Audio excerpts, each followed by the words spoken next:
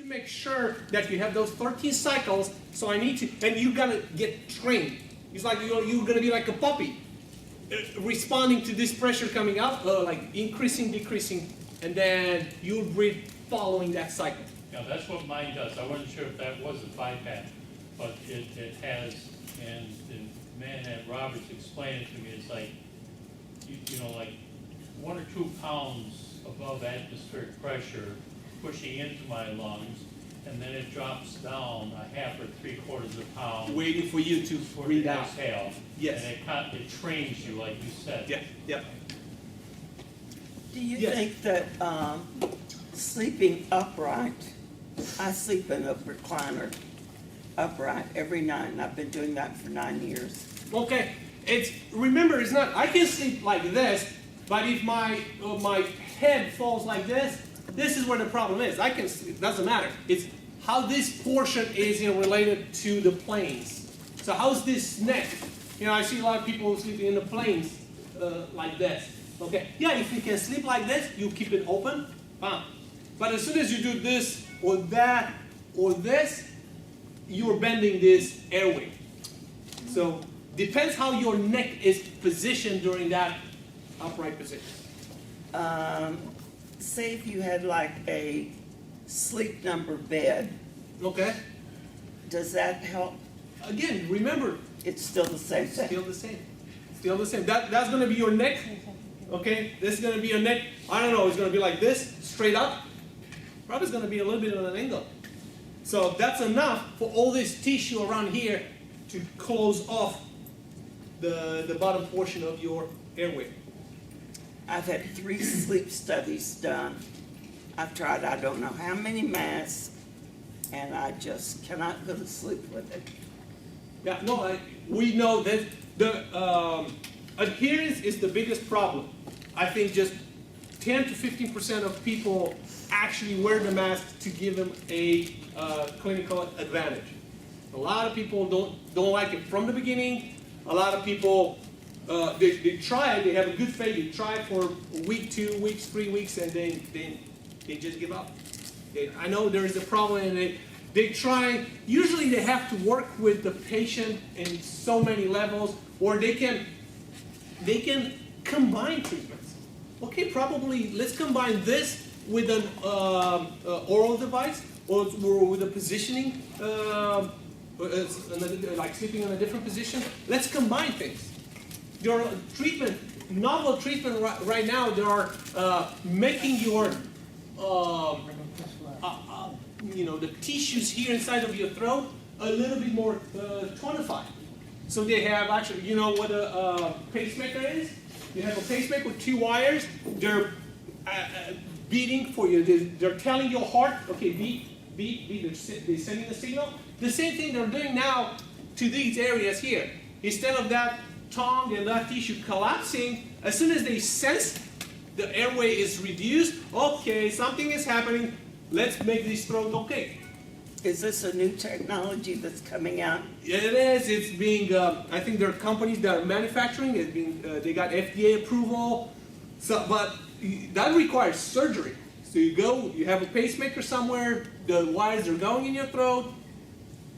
It's out there. There's some other technology. You put 2 vents inside of your nostrils, so that helps you train those muscles inside. So when you breathe out, you breathe against an obstructive, a little bit of a harder part that trains, and it's like you're working out. You know, you're making those muscles a little bit more stronger, tonified inside, just by breathing against some pressure.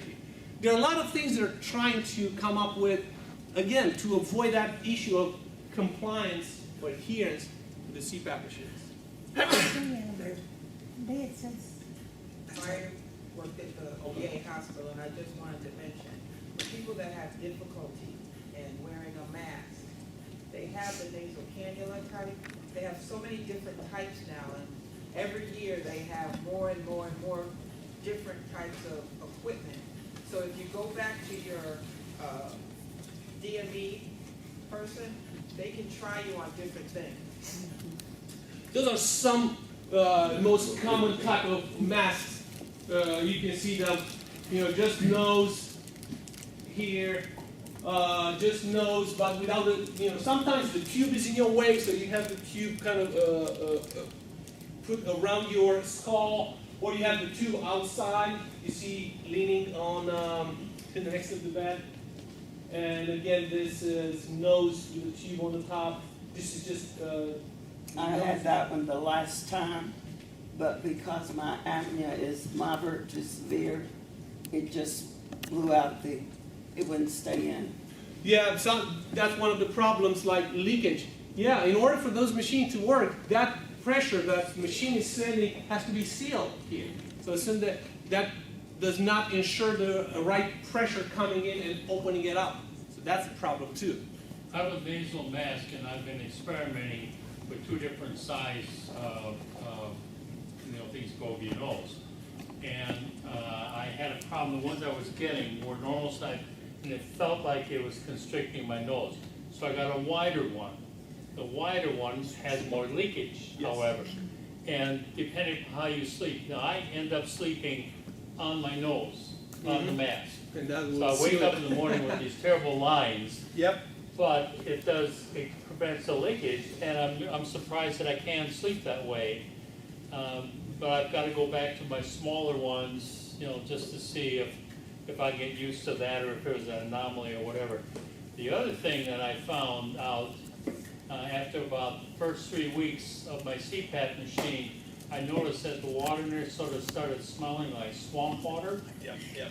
and that you shouldn't use tap water. Humidifier. And Yes. you need to clean it out all the time I use peroxide, and only distilled water now. And after I finally figured that out, things Yeah. were perfectly good. These are provided by the DMEs, that they provide a lot of other services.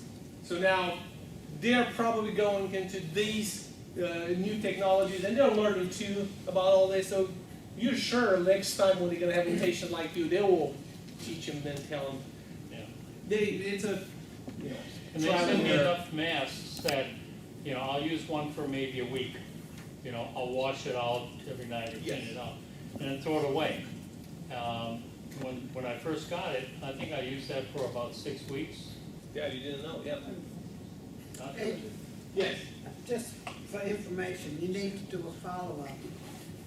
I found out this past week through the cardiologist, because of using the machine, a lot of my rates have dropped. I've gone from 4 blood pressure pills a day down to 1 now.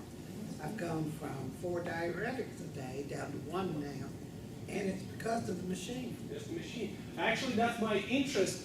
I'm going to the cardiac rehabilitation place at the hospitals around me, and I want to see how many of your patients have sleep apnea.